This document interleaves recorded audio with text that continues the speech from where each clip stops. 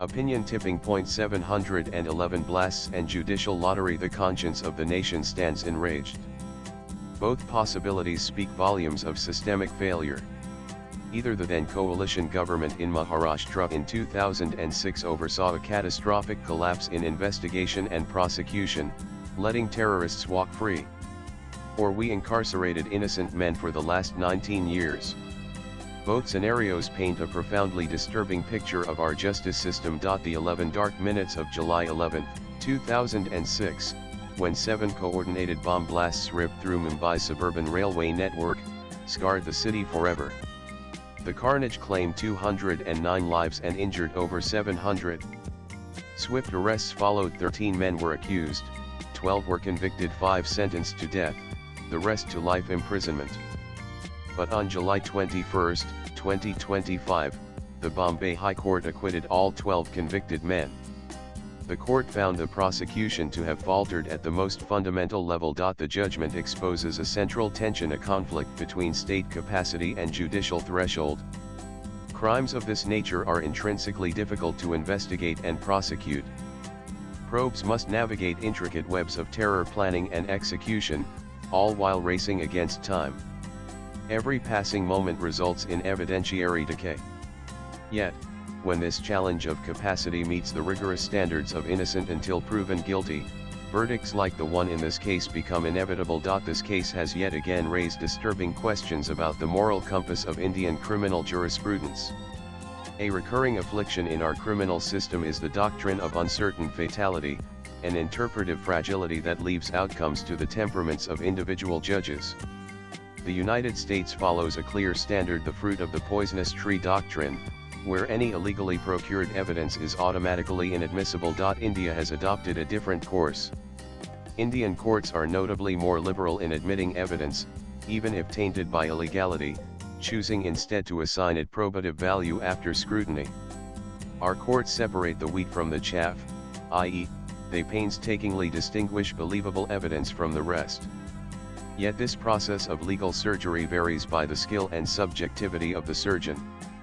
Similar cases with similar flaws have passed the muster before other courts. But the Bombay High Court, in this case, deemed the lapses to be fatal. The real fatality, it seems, is even-handed justice. Your ability to secure relief as a kin of the deceased now hinges disproportionately on the courtroom lottery. In this case, the Bombay High Court took a sword to the scalpel.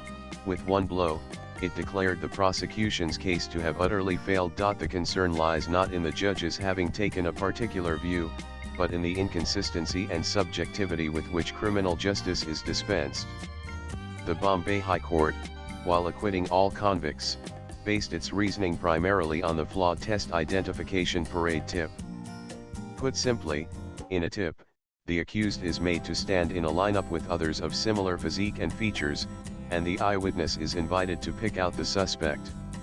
The very act of correctly identifying the accused lends strength and credibility to the witness courtroom testimony. Under Section 7 of the Bharatiya Shiksha Adhiniyam, 2023, tip serves a dual purpose. First, it helps the investigating agency confirm if they are on the right track. Second, it offers corroboration for in-court identification.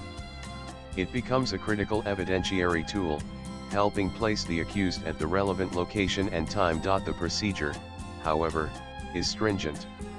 Tips must be conducted by a magistrate, not the police, and preferably within jail premises to minimize external influence. Witnesses must be called individually, barred from communication with each other, and asked to describe what they saw. Every reaction must be recorded in detail. In this case, the Bombay High Court excluded the identification evidence entirely. It held that tips were conducted by Shri Barvet, a special executive officer, who had no legal authority to carry them out. This procedural violation, tips must be supervised by a magistrate, was not a mere technical lapse.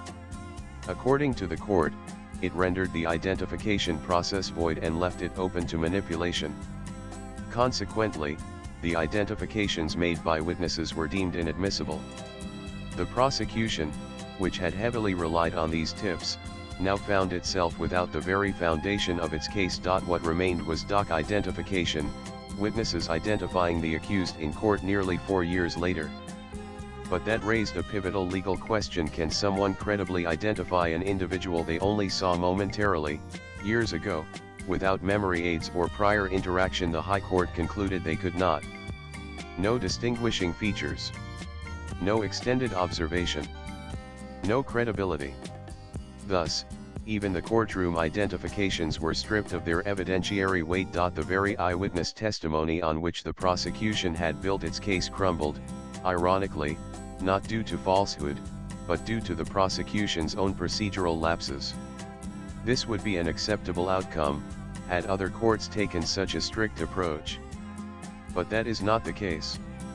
Courts across India continue to admit tip evidence despite glaring procedural irregularities. That inconsistency needs urgent review by the Supreme Court of India. Another major blow to the prosecution was its reliance on stock witnesses, individuals who appear as panch or eyewitnesses in multiple unrelated cases.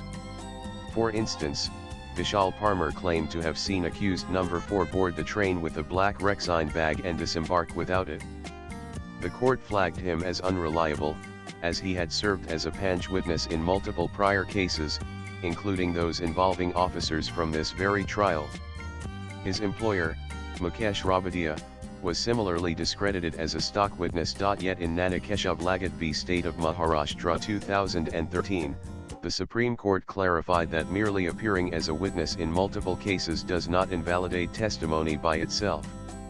This raises legitimate questions about the Bombay High Court's choice to outright dismiss such testimony here. The trouble is, this was bound to happen.